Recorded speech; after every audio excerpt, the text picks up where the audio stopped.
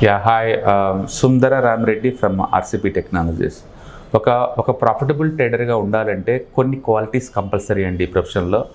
And చాలామంది నేర్చుకుంటుంటారు self earning కానీ, లేకపోతే యూట్యూబ్ ద్వారా కానీ, లేదా ఒక మెంటర్ దగ్గర కానీ నేర్చుకుంటూ ఉంటారు. బట్ స్టిల్ స్ట్రగుల్ అవుతూ ఉంటారు మనీ మేక్ చేసుకోవడానికి. అండ్ ఒక ప్రొఫెషనల్ ట్రేడర్స్ ఒక సక్సెస్కి రావాలి అంటే ఏమేమి మినిమం క్వాలిటీ అంటే ఏమేమి మినిమం స్కిల్స్ ఉండాలి అనేది మనం ఇప్పుడు చూద్దామండి. ఒకటి స్కిల్ అండి, సబ్జెక్ట్ నాలెడ్జ్ని మనం స్కిల్ అనుకోవచ్చు. సో ప్రతి ఒక్కళ్ళకి స్కిల్ అంటే సెల్ఫ్ లెర్నింగ్ కానీ, లేకపోతే మెంటర్ ద్వారా కానీ మీరు నేర్చుకుంటారు. సో స్కిల్ అనేది బేసిక్ ఎలిమెంట్ అనమాట. ఏ ప్రొఫెషనల్ అయినా సరే స్కిల్ ఉండటం ద్వారా ఏంటంటే మార్కెట్కి షార్ట్ కట్ దారి దొరుకుతుంది. మీకు మార్కెట్లోకి ఎలా ఎంటర్ అవ్వాలి, ఎక్కడ ఏం చేయాలి అనేది మీకు అర్థమవుతుంది. సో స్కిల్ అనేది mandatory. Okay. And second one timing అండి. అండ్ ఎగ్జిక్యూషన్ స్కిల్స్ మొత్తం డైరెక్ట్లీ లింక్ విత్ టైమింగ్స్ అనమాట. కొంచెం డిలే అయినా కూడా మార్కెట్లో ఆపర్చునిటీ మిస్ అవుతుంటాం. అందుకని మీరు స్కాల్పర్ కానీ డే ట్రేడర్ కానీ అయితే పర్టికులర్గా ఈ టైమింగ్ చాలా ఇంపార్టెంట్. నేను అదే మ్యూచువల్ ఫండ్స్కి అయితే టైమింగ్కి సంబంధం లేదు. ఎందుకంటే నా goal long term point of కాబట్టి ఈ లాంగ్ టర్మ్లో మార్కెట్ పడచ్చు పెరగచ్చు కాబట్టి అన్నిటిని డిస్కౌంట్ చేసుకుంటూ ముందుకు పోతుంది కాబట్టి. సో మీకు మ్యూచువల్ ఫండ్ ఇన్వెస్ట్మెంట్ అప్పుడు లేదా స్టాక్స్లో ఇన్వెస్ట్మెంట్ అప్పుడు టైమింగ్ అవసరం లేదు.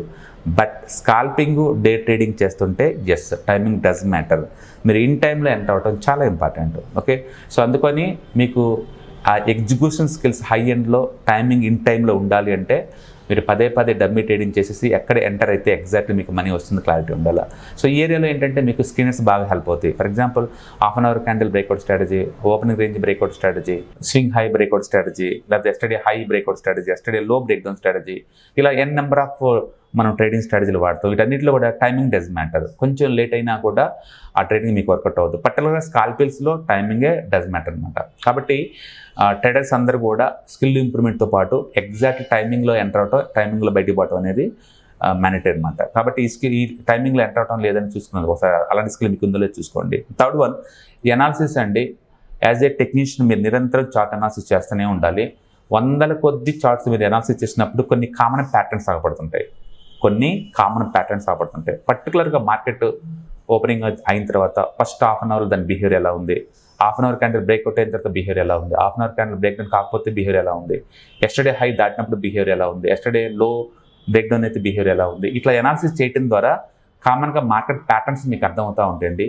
అండ్ నిఫ్టీ కానీ బ్యాంక్ నిఫ్టీ కానీ ట్రేడ్ చేసే వాళ్ళు పర్టికులర్గా ఈ బిహేవియర్ చాలా ఇంపార్టెంట్ అనమాట. కాబట్టి చార్ట్ అనాలిసిస్ అనేది ఇట్స్ మ్యాండేటరీ స్కిల్. అందుకని సబ్జెక్ట్ ఎప్పుడో నేర్చుకున్నాం కానీ ఇప్పుడు వర్కౌట్ అవుతుందండి. మీరు నిరంతరం ప్రతి చార్ట్ కూడా మీరు ఏదైతే చేద్దాం అనుకుంటున్నారో దాని బిహేవియర్ అర్థం చేయడం కోసం చార్ట్ని బ్యాక్ టెస్టింగ్ చేసుకోండి. Okay. Analysis compulsory. Fourth one strategy. మీకంటూ ఒక యూనిక్ స్టైల్ ఉండాలి, ఒక యూనిక్ స్ట్రాటజీ ఉండాలి మీకు. ఇప్పుడు సపోజ్ చాలామంది ప్యాటర్న్స్ చేస్తుంటారండి, ప్యాటర్న్ వస్తే చేస్తారు. కొంతమంది ప్యాటర్న్ ఫెయిల్యూర్ అయితేనే చేస్తారు వాళ్ళు. అంటే ప్యాటర్న్ బ్రేక్అవుట్ అయితే తీసుకోరు. ఆ ప్యాటర్న్ కనుక బ్రేక్అవుట్ ఫెయిల్యూర్ అయితేనే ఫెయిల్ అయిన తర్వాత ఎంటర్ అవుతారు పేషెన్స్గా ఉంది. కాబట్టి మీకంటూ ఒక యూనిక్నెస్ ఉండాలి. కాబట్టి మనం మార్కెట్లోకి వచ్చేటప్పుడు మీరు బ్రేక్అవుట్ స్ట్రాటజీ వాడతారా, ఫుల్ బ్యాక్స్ వాడతారా, లేదా బ్రేక్అవుట్ ఫెయిల్యూర్స్ వాడతారా, బ్రేక్అవుట్ బిఫోర్ షేక్అవుట్ వాడతారా, ఒక టీఎస్టీ వాడతారా, లేదా breakout full back by setup వాడతారా, ఏ టైపు సెటప్స్లో నీ కంఫర్ట్ ఉంది, ఏది నీ స్ట్రెంత్ అంటే వేరే వాళ్ళు చూడలేంది నువ్వు చార్ట్లో చూడగలిగిన స్ట్రెంత్ ఏంటి మీకు అనేది క్లారిటీ ఉండాలి. కాబట్టి స్ట్రాటజీ చాలా ఇంపార్టెంట్. మార్కెట్ అప్రోచ్ని మన స్ట్రాటజీ కూడా అనుకోవచ్చు. తర్వాత డిసిప్లిన్ అండి. ఒకే ప్యాటర్న్ని ఒకే స్టైల్ని పదే చేయడానికి మీకు ఎంతో డిసిప్లిన్ కావాలండి. అండ్ చాలామంది ఏంటంటే వేరే వాళ్ళ నుంచి టిప్స్ వచ్చినప్పుడు, లేదా మీడియాలో వచ్చినప్పుడు, లేదా సోషల్ మీడియాలో వచ్చినప్పుడు ఒక బయాస్ తీసుకొని ఎంటర్ అవుతూ ఉంటారనమాట. బట్ అది చాలా రాంగ్ పద్ధతి. మీకంటూ ఓన్ అనాలిసిస్ ఉండాలన్నమాట, డిసిప్లిన్గా ఉండాలి. నేను ఈ ప్యాటర్న్ వస్తేనే ఎంటర్ అవుతాను, ఈ టెంప్లెట్ ఉంటేనే ఎంటర్ అవుతాను, మార్కెట్లో ఇంత వాల్యూమ్ వస్తేనే ఎంటర్ అవుతాను, ఈ టైంలోనే మార్కెట్ మార్నింగ్ టైంలో ఎంటర్ అవుతాను, మధ్యాహ్నం టైంలో ఎంటర్ అవుతాను, 2 o'clock టైంలో ఎంటర్ అవుతాను.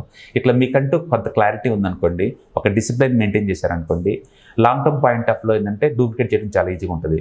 సో ఏ బిజినెస్లో అయినా సరే డిసిప్లిన్ చాలా ఇంపార్టెంట్ అండి. మనం లేట్గా ఎంటర్ అయితే అలాంటి మనీ ఉండదు. ఇన్ టైంలో రావడం ద్వారా మనం మనీ మేక్ చేసుకోవచ్చు అనమాట. అందుకని డిసిప్లిన్ అనేది చాలా important. And knowledge. Of course A profession అయినా సరే దాని బేస్ ఫౌండేషన్ నాలెడ్జ్ నుంచి వచ్చిందండి. ఈ నాలెడ్జ్ నుంచి మీకు స్కిల్ డెవలప్ అవుతుంది. కాబట్టి నాలెడ్జ్ నిరంతరం అప్డేట్ చేస్తూనే ఉండండి.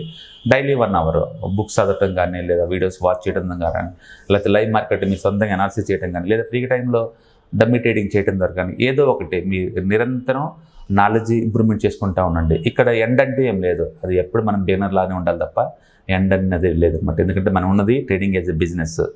మోర్ మనీ అండ్ మోర్ నాలెడ్జ్తో మీరు చేయొచ్చు అనే విషయం మీకు అర్థమైతే చాలు. కమిట్మెంట్ అండి, మీకు టైం పాస్ అవుతున్నప్పుడు ట్రేడింగ్ చేయడం కాదు, ఒక పర్టికులర్ టైం దీనికి కేటాయించడం చాలా ఇంపార్టెంట్. ఎందుకంటే ఎక్కడైనా మనీ నీకు వస్తుందంటే అక్కడ కమిట్మెంట్ అవ్వడం చాలా ఇంపార్టెంట్. అది జాబ్ కావచ్చు, లేకపోతే బిజినెస్ కావచ్చు అనమాట. ట్రేడింగ్ యాజ్ ఎ బిజినెస్లో ఈ కమిట్మెంట్ చాలా ఇంపార్టెంట్ అనమాట.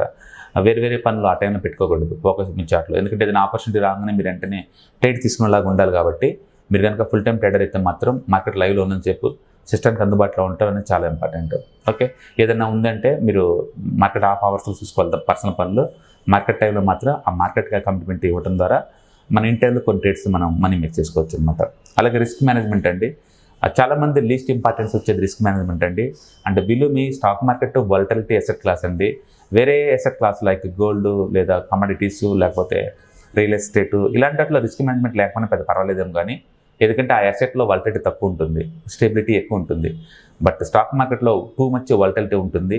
మీరు అఫోర్డబిలిటీ లేకుండా ఎక్కువ సైజ్ కనుక తీసుకున్నా, లేదా ఇంటర్డే ట్రేడింగ్లో ఎక్కువ లెవరేజ్కి వెళ్తున్నా మీరు టూ మచ్ రిస్క్ పనులు చేస్తున్నట్లు లెక్క అనమాట. కాబట్టి రిస్క్ని ఎప్పుడు అఫోర్డబిలిటీ ఉంచుకోవడం చాలా ఇంపార్టెంట్.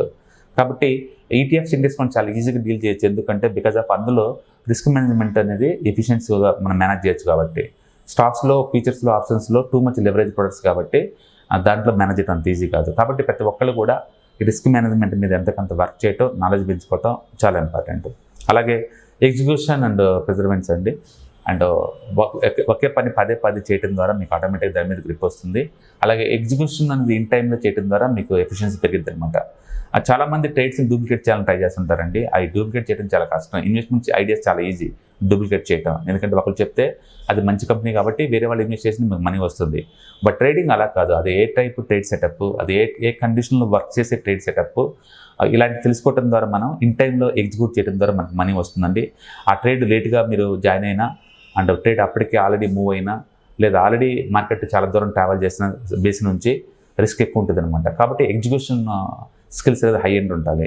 కాబట్టి మనం డిస్కస్ చేసిన ఈ స్కిల్స్ ఏదైతే ఉందో, skills, timing, strategy, knowledge and discipline, commitment and risk management, okay, and execution skills, ఇవన్నిటిని మనం ఇంప్రూవ్మెంట్ చేసుకోవడం ద్వారా లాంగ్ టర్మ్లో మనీ మేక్ చేసుకోవచ్చు. అందుకనే ట్రేడింగ్లో ఎందుకు తక్కువ సక్సెస్ పర్సెంటేజ్ ఉంటుంది మిగతా వాటితో పోల్చుకుంటే?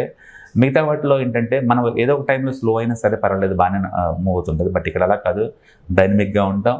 ప్రతి ట్రేడ్ని కొత్త ట్రేడ్ లాగా మనం తీసుకోవటం, అంటే ట్రేడ్ కోసం పేషెన్స్గా వెయిట్ చేయటం, డిసిప్లిన్గా ఒకటే ట్రేడ్ సెటప్ మార్కెట్ వచ్చేంతవరకు వెయిట్ చేయటం, నిరంతరం ట్రేడింగ్ ఐడియాస్ కోసం స్కానర్ రన్ చేయటం, అండ్ నిరంతరం స్కిల్ డెవలప్మెంట్ కోసం, నాలెడ్జ్ ఇంప్రూవ్మెంట్ కోసం మనం అప్డేట్ అవుతూ పాటు అనేది ఇవన్నీ మ్యాండేటరీ అనమాట. కాబట్టి మిగతా ప్రొఫెషన్లాగా ఈ బిజినెస్ మనం కంపేర్ చేయాలి. నిరంతరం డైనమిక్గా, యాక్టివ్గా నాలెడ్జ్మెంట్తో పెంచుకుంటూ పోయే వాళ్ళకే మనీ మేక్ చేస్తారు. మీరు అదే ప్యాసివ్ ఇన్కమ్ కోసం అయితే స్టాక్ మార్కెట్లో చాలా ఈజీగా మేనేజ్ చేయొచ్చండి. ఇప్పుడు నుంచి మనం అనుకున్న దాంట్లో హాఫ్ నాలెడ్జ్ ఉన్నా సరే ఈజీగా మీకు ఇయర్లీ 20 to 30% మనీ మేక్ చేసుకోవచ్చు దాంట్లో. ఏది stock market as a passive ఇన్కమ్లో అయితే. బట్ యాక్టివ్ ఇన్కమ్లో మాత్రం ఖచ్చితంగా ఆల్మోస్ట్ 80 to 90% సూట్ అవ్వదు. అండ్ ఇప్పుడు చేసుకున్న ఈ క్వాలిటీస్ కనుక మీలో ఉన్నాయి అండ్ అప్డేషన్కి మీరు రెడీగా ఉంటారు అనుకుంటే మాత్రం డెఫినెట్గా ట్రేడింగ్ అనేది మంచి బిజినెస్ అండి. అండ్ తక్కువ ఇన్వెస్ట్మెంట్ తోటి ప్రపంచంలో ఏదో మూల కూర్చొని ఎక్కడో సత్యం చేసుకుంటూ పోవచ్చు కంటిన్యూస్గా, కన్సిస్టెన్సీగా. ఒకరితో సంబంధం లేని ప్రశ్న అనమాట ఇది. కాబట్టి దీంట్లో ఉన్న రిస్క్, రివార్డు అండ్ ఈ క్వాలిటీస్ అన్నీ కానీ మీలో కనుక ఉంటే వీటిని మేనేజ్ చేయగలుగుతాం అనుకుంటే కనుక welcome to the trading world. All the best. Thank you.